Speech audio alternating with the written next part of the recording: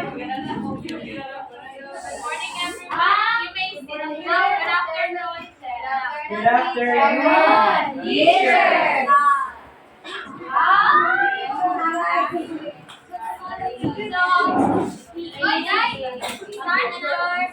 Oo. Oo. Start Sige na. Ikatra. So, our topic for today is all about the lesson 9, which is the DepEd Guidelines lesson planning. So, the DepEd Guidelines in 2016 is implemented the year 2016 because of the enhancement of the K to 12. So, that act is at yung act na yan is ano lang siya is ma ma-implement lang siya if na po lain na kining act ay na-implement o ma-revision if na po ma-revise na po if na po lain na so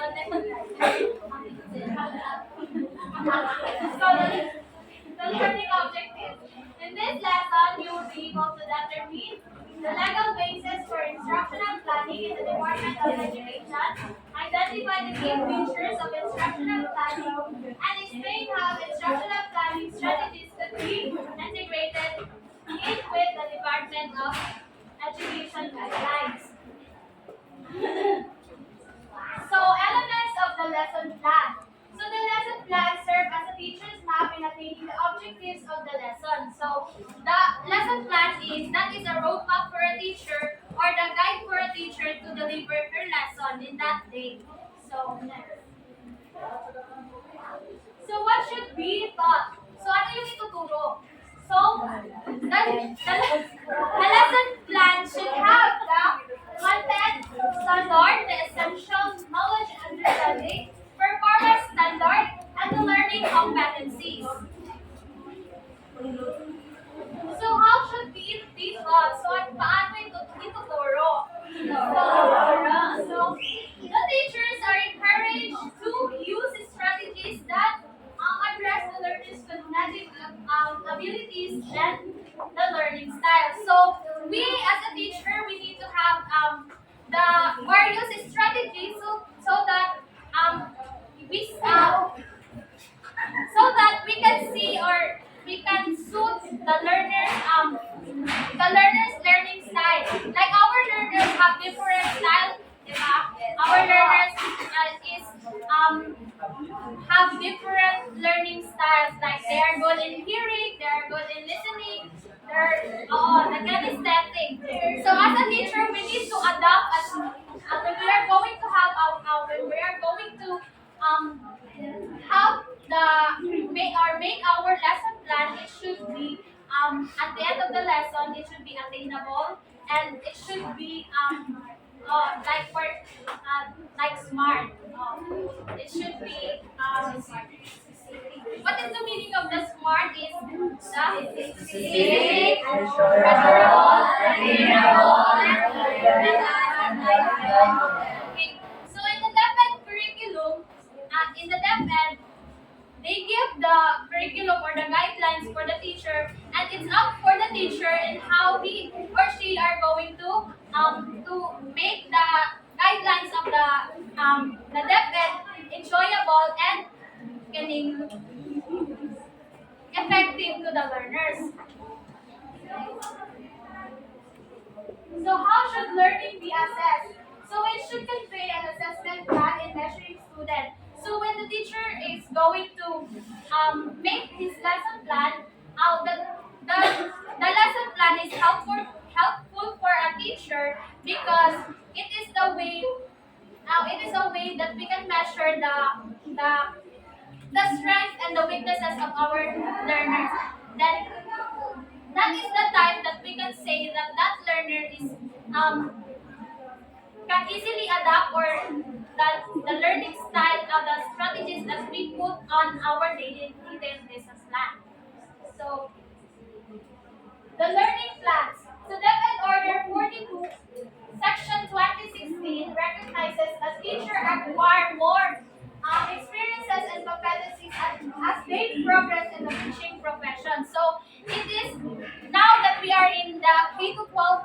curriculum. So the teachers are encouraged, are intended to make a detailed lesson plan, which is 1 year.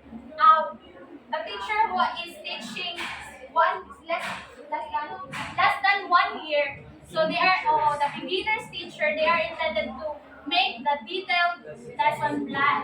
Then the 10 years above teachers, they're intended to make the DLL, which is the detailed the daily lesson plan. So it is a requirement for a teacher. We as a teacher, we need to to make we as a teacher, we need to dapat isang sa puso natin ang paghimo ng ato ini paggawa na natin lesson plan pag atin isang puso kasi ito ay requirements para sa atin na magiging teacher in the near future. So, it is in this lesson, malalaman natin na the Left and Order section 2016 recognizes that it is acquired, that we should acquire it in the field of education. So, next. So, there is a part of the lesson, a detailed lesson plan. So, before the lesson, so in here, when we are going to make our lesson plan, and before the lesson, we don't need to proceed on our next discussion. So, we need to have a recap on our previous discussion. So, this is the way on how we are going to plan for our lesson in that stage. Next. So the lesson proper. So this one, the teacher presents the new materials to the learners. She or he employs various strategies. So there's a lot of teacher said that ano po doon na paghimo pa sila ng lesson plan if ang topic is balik-balik naman. So it's up to the teacher. We as a teacher, we need to make to have the various strategies so that we can say that our that strategies is effective for our learners. Yes, teacher. So after the lesson, so this begins with a wrap-up activities where the teacher provides the summary. So in this, after the lesson, we as a teacher we need to have a summary with our topic, and also we have someone in the class to summarize our topic so that malalaman niyo, ma-measure niyo if they understood your lesson. So right now, I will be going to execute the lesson plan that I've made. So what you are going to do is to act like a children, and I will act like your teacher. Yes, teacher. So kindly stand up, everybody.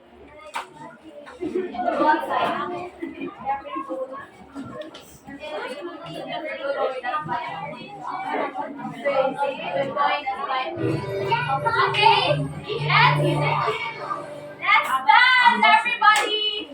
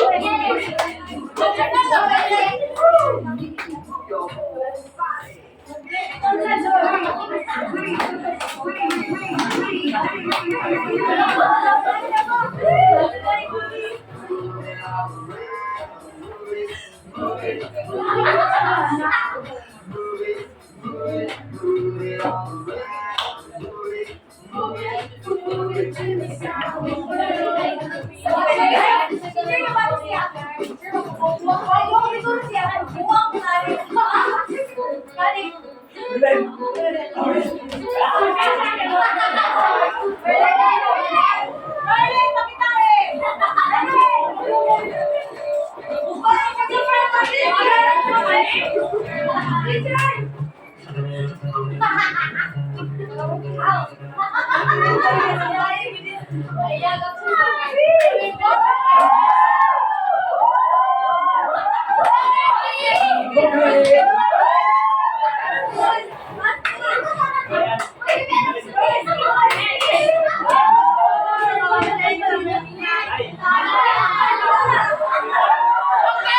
everybody sit down, children. Okay. Why is it that I will be okay, our motivation is one. About Japan. Is connected with our topic for today. So, okay, but by the way, my name is Ana Maria Mawa, but you can call me teacher. And also, I have here, before we proceed, I have here a picture, and what you're going to do is you are going to identify what picture is this. Drum. Okay, a drum. How about this one?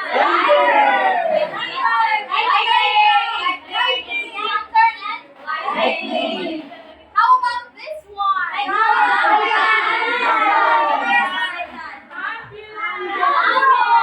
Very good. What about this one? Okay, very good, Elizabeth. Okay, helicopter.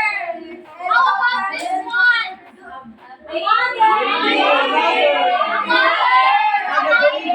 A mother that is singing a lullaby. How about this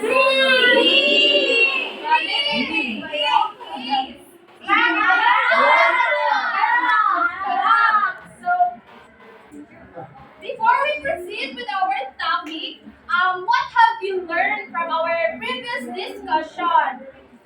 Noun, okay. Noun is the name of a person, places, things, or an event. So, now let's proceed with our next discussion, which is the colorful. Yes, that is my branches.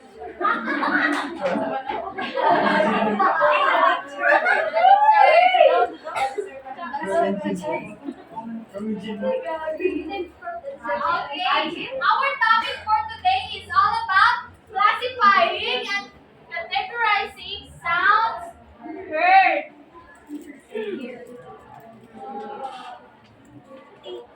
So, in your home, what are those sounds that you heard? You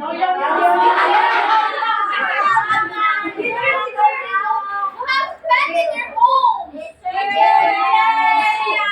Okay, what kind of a pet do you have?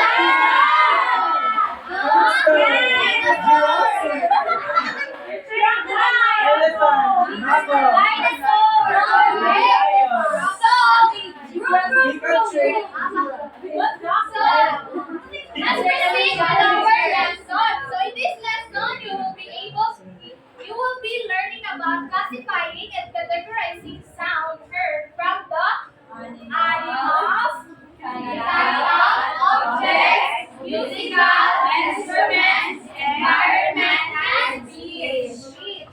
So, Turn my speech Josie. Rose my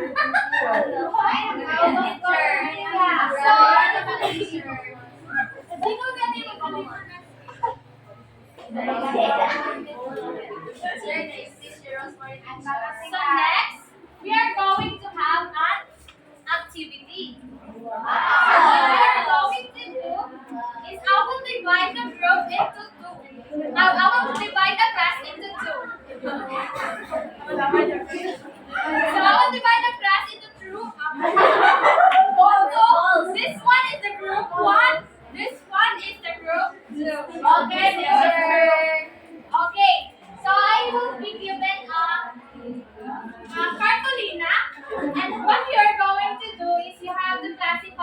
picture if that is an animal, mechanical, object, environment, instruments, and musical. So you have to identify those pictures if asa sila na-belong. So, okay. So this one, so you have to collaborate with your peers because we have the extensive. Okay.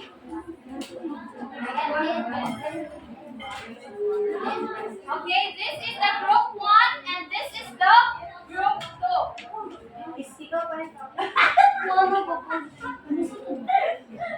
Okay, circle your. Okay, make a circle everyone. Circle your body.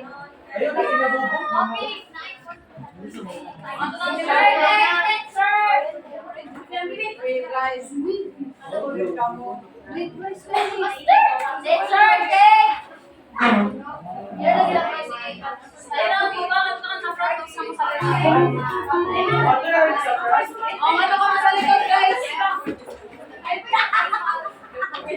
Okay, there is a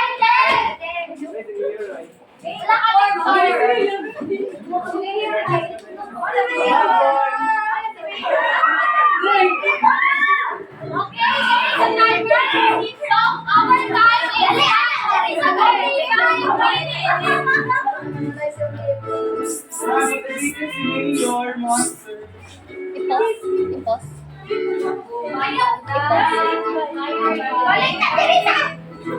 Ipa-appeal pa rin yung activity, di ba? Okay. Okay, let's check if your answers are correct. So, here in group 2. So, what do you think it is? Lightning. So, Iron Man.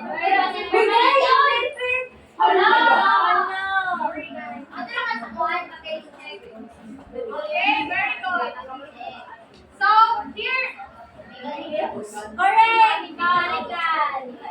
Mechanical. Space, mama. Space. Very good. So, round the floor.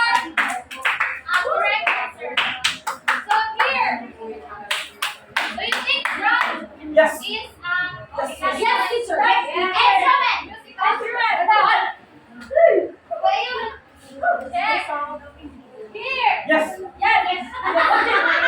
Super yes. Here. Yes. Super yes. Super yes. Okay, very good, everyone. Later on, I will give the prize to you.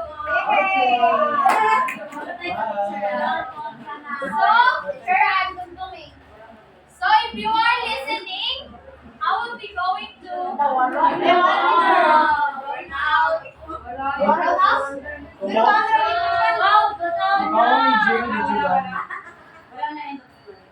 So if you listen to our topic, I have here an assessment. What you are going to do is, you will answer this one. So, one na lang. Number 1 to 6. 1. Mag-answer ko na ang mga essay. Ako tagalay ko na mag-answer.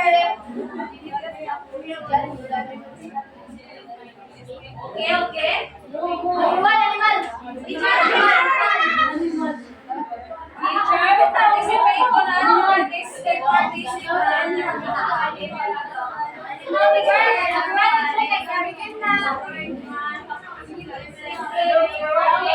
By the way,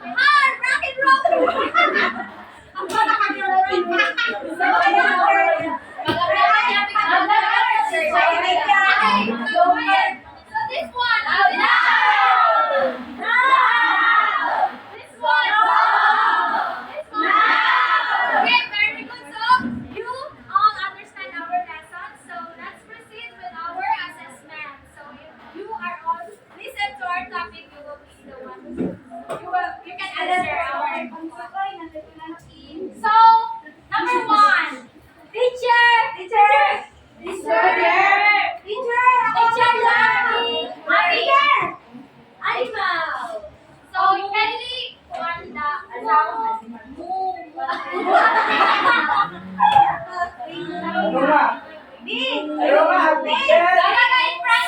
Dapat number 2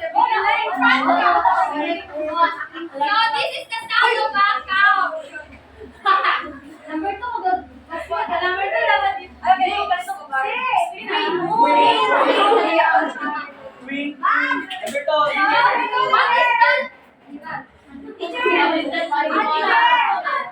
So, number 2, Charlene. So, Kelly, you are demo with action.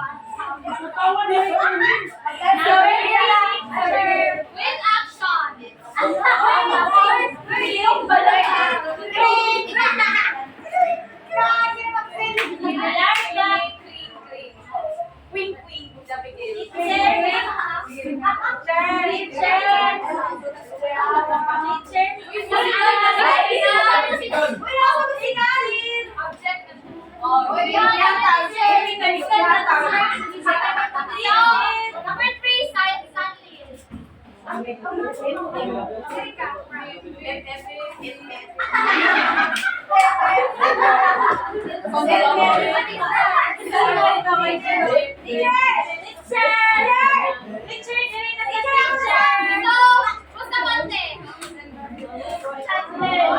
Number 4. So demonstrate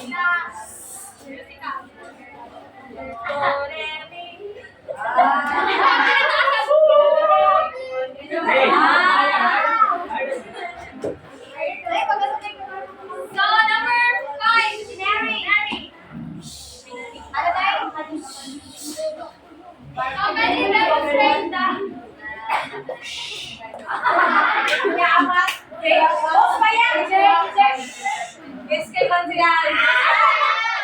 Dana.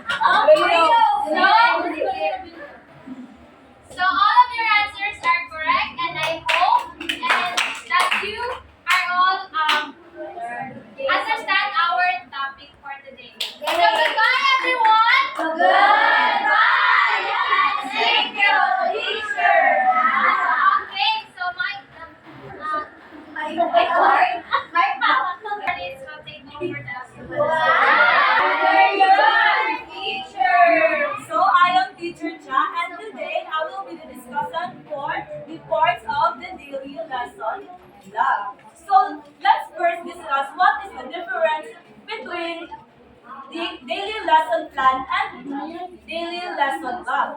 So when we say daily lesson plan, so from the word daily, it is a set of activity within in just a day, like for Monday, tapos difference sa Tuesday, Wednesday, Thursday, and Friday. However, the daily lesson log is the set of activities that you are going to perform in a whole week. So, in a formative, in a format.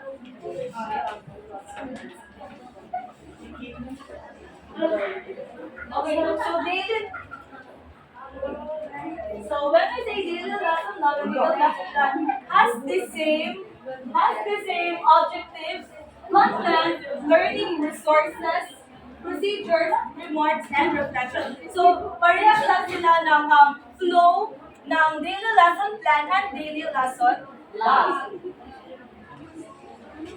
So when we say daily lesson log, when we say daily lesson log, it is a template that teachers use to log parts of their daily lesson. So that's so like what I said, it is a set of activities or lessons na naka in a whole week bitaw, like nakatibo na, unlike the daily lesson plan is lahi animo lahi ang imo lesson plan in Monday, Tuesday, Wednesday, Thursday, and Friday. So di ba I already said that daily lesson plan and daily lesson lang have the same objectives. So when we say objectives, They describe what the teacher intends to attain for the day. So these are the course-based, the curriculum guide set by the DepEd. So there are three ways in writing the objectives.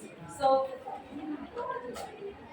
the content standard, performance standard, and learning standard. So when we say content standard, the facts, concepts, and procedures based on each of the learning areas that the learners need to learn. So students should know and be able to do based on the content or based on the topic that the teacher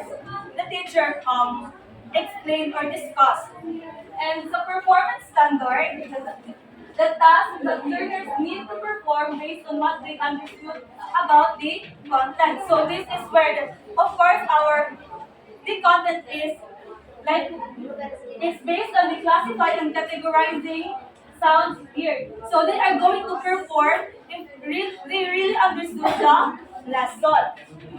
And the learning competencies is that the knowledge, skills, and attitudes that learners need to demonstrate in the duration of the lesson. So this is an example of the objectives yaon na ang content standard, the performance standard, and the learning competencies where ang content standard is classify and categorize sounds we hear. Ang is the identify where that sound is categorized and place the animals in their corresponding categories and know their sounds. So when we say content, this describes the subject matter of the lesson. So my content is all about classifying and categorizing the sounds here. So pila pa ganit ka categories and mabatian nato sa sound based on Anna Marie's discussion. There are seven categories of sound. So learning resources. So this pertains to the references and other sources of information the teacher will use for the lesson. So in elementary or when we are making our daily lesson log, so this is where we get our resources or where our content is gikuha. Okay, so proceed. So there are 10 procedures in making a daily lesson log. The first is reviewing of previous lesson or presentation of the lesson. So what was our last lesson, Pagani? It is all about noun. So what is noun? And then, So there are two of nouns, diba? So the proper noun and so the second procedure is the establishing purpose for the lesson as the form of motivation. So as you observe, I gave you a pictures of certain objects or animals that you are going to make out and you are going to make again. So like gamay da, bahala gamay da. Okay? Okay. Based on the sounds that you hear, that you can hear in a certain picture. I will give you 5 minutes to make this sound. So here in the ambulance, and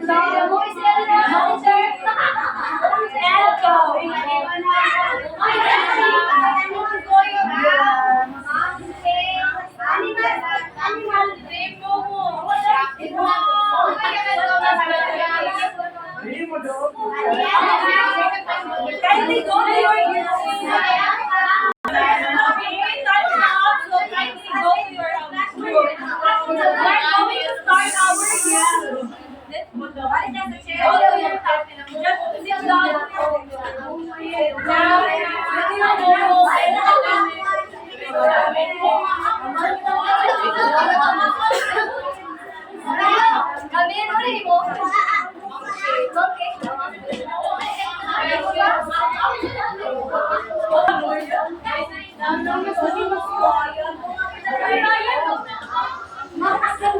Okay. So what is the sound of a cat?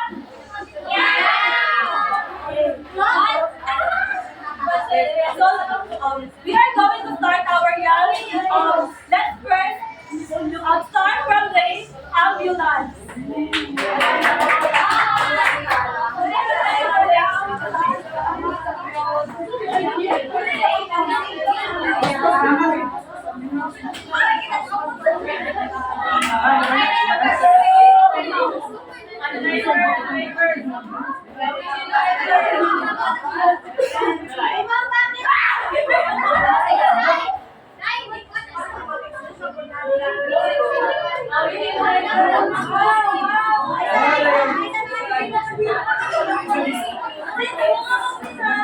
so what? Okay. If you're ready, you can make a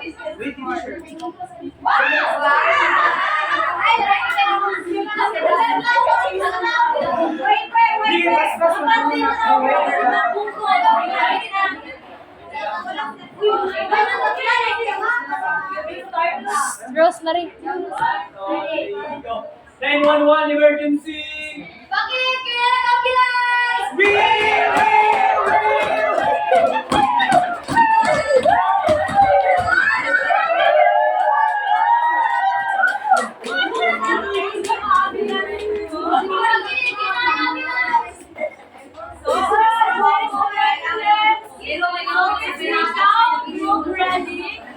Are you ready? Let's start first of the second group that we want that going to present is the block group. Ano yung last one na?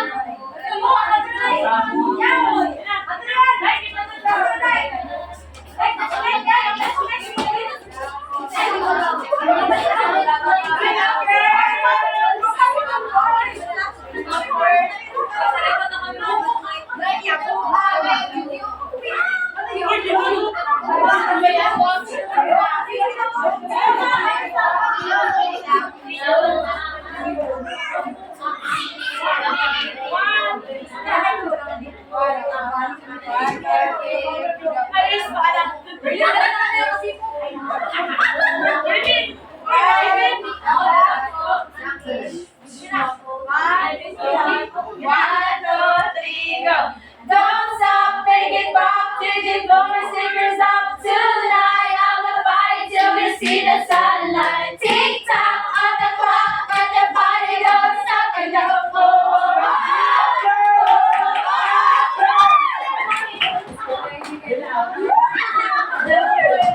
So now we are going to listen to the monkey. The monkey.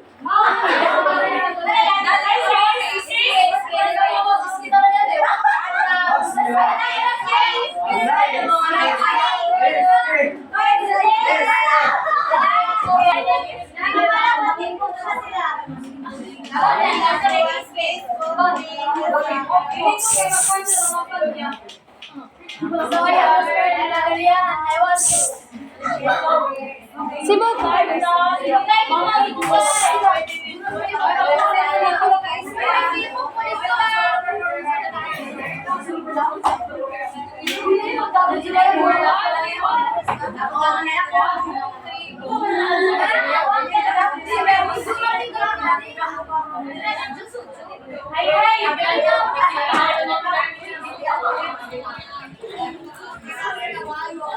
One, two, go. What is the sign of a monkey? Give me an O, give me an A, give me an O.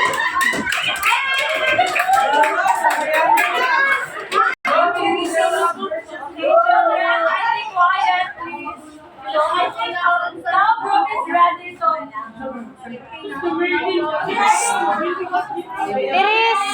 Tiris.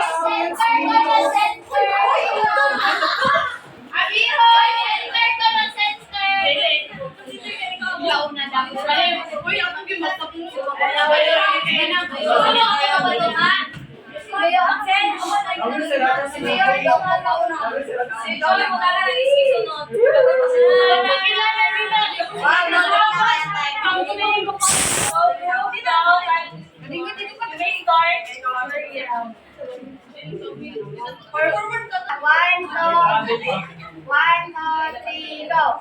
What does the cow say? Moo here, moo there, they are everywhere.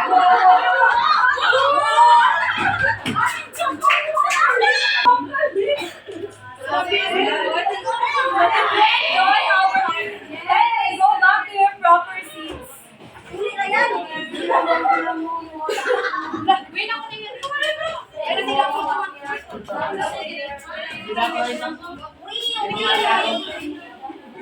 Okay?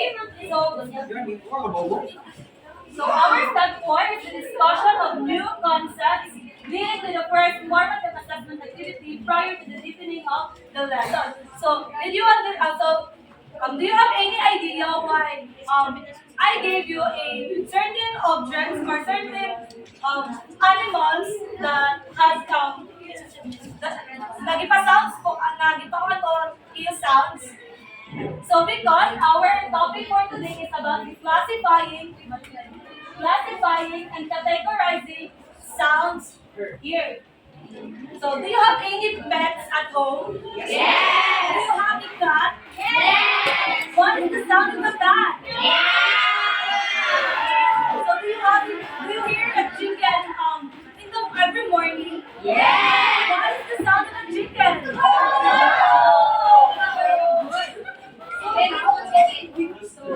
There are different classifications and categories of sounds we hear. So these are the sound, pitch, the speech, the musical instrument, animals, environment,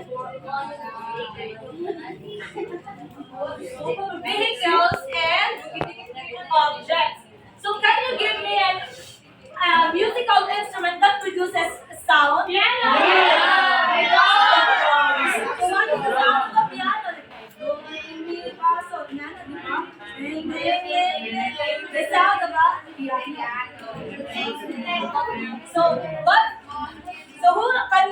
Who among you here can classify where this certain picture is in animal?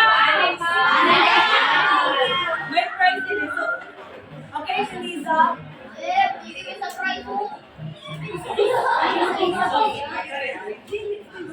How about this one?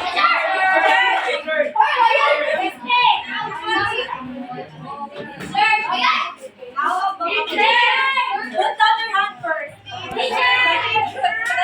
The first one to raise her or his left hand.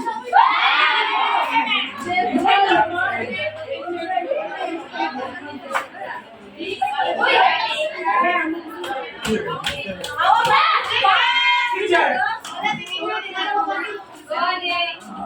So how about this one? And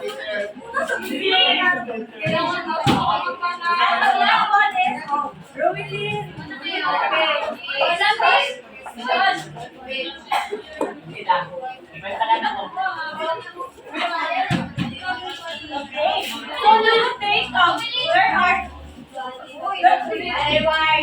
So do you think there are answers are correct? Yes. So is this an example of a speech? Yes. So what is another example of a speech?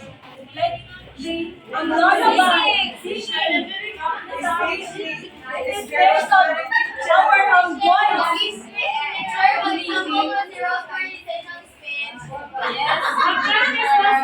So how about an example of musical instrument? Another example is to animals. So I'm going to show that there are two different sounds in sounds of animals. The sounds of animals in the zoo and animals in the park. So can you give me an example of a animals in the zoo?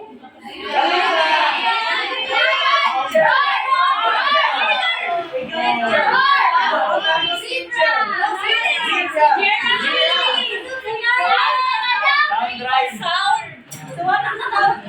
What is the sound of a snake?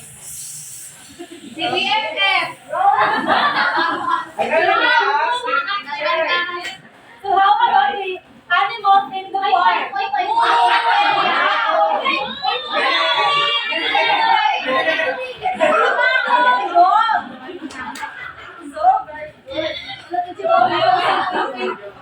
So,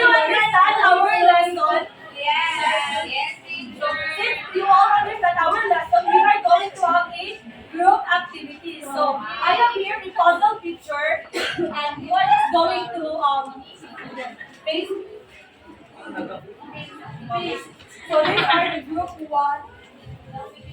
Group 1. Go Team Villan! Group 2. And group 4. So kindly open the envelope and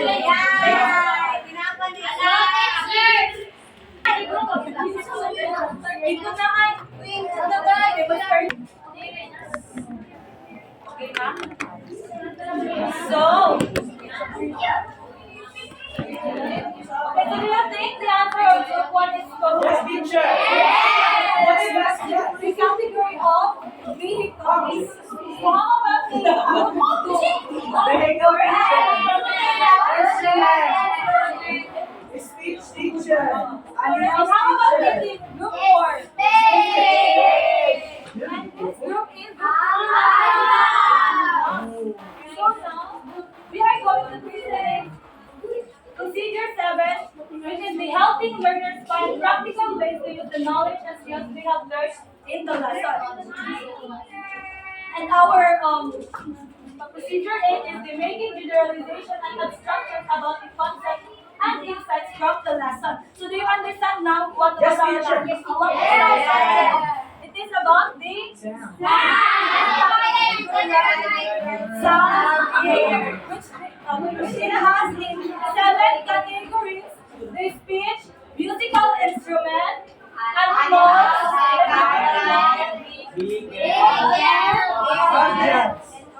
So 9 is evaluation learning process, whether the lesson objectives were met. Okay, so our objectives were met because we able to classify and categorize the objects or the sounds we hear, no? And the 10 is providing additional activities for the application of the lesson, learned or remediation for learners who may have had difficulty with the lesson. So, do you have any difficulty about our lesson? No! So now we are going to proceed to the remarks. So this part indicates special cases such as continuation of the lesson or the teaching or rescheduling due to lack of time or suspension of classes. So since we finished our lesson on time, so we are not going to have any more rescheduling of the lesson. So next.